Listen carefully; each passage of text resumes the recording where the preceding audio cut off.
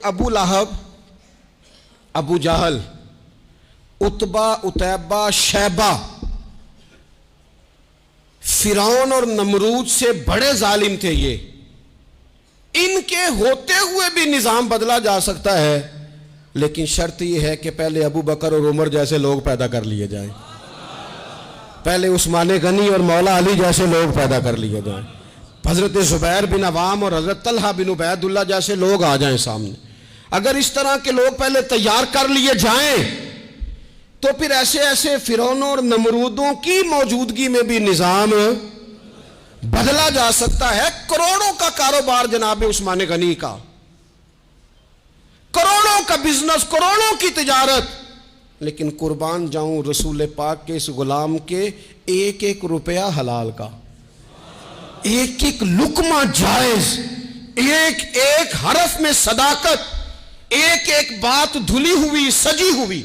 لاکھوں اور کروڑوں کا کاروبار حضرت عبد الرحمن ابن عوف کا، کروڑوں کا. ان کے انتقال کے بعد، وصال ظاہری کے بعد لاکھوں روپیہ ان کی بیویوں میں، بچوں میں تقسیم ہوا، لیکن اس دولت کی صداقت کا، صفائی کا یہ عالم کہ رسول کریم نے حضرت عبد الرحمن ابن عوف کے پیچھے نماز ادا فرمائی ہے، حضور نے ان کے پیچھے نماز پڑھی ہے.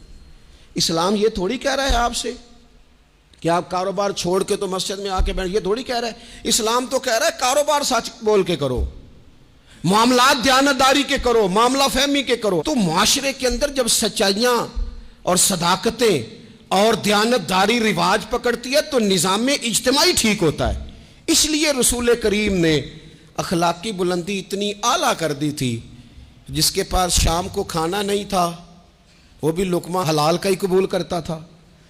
امت میں سے اولیاء صوفیاء کا یہ حال تھا کہ شام کی روٹی نہیں پر لقمہ حلال کا ہی کھانا ہے. اور جن کے پاس اربوں تھے ان کے بھی ایک ایک لقمے حلال کے تھے.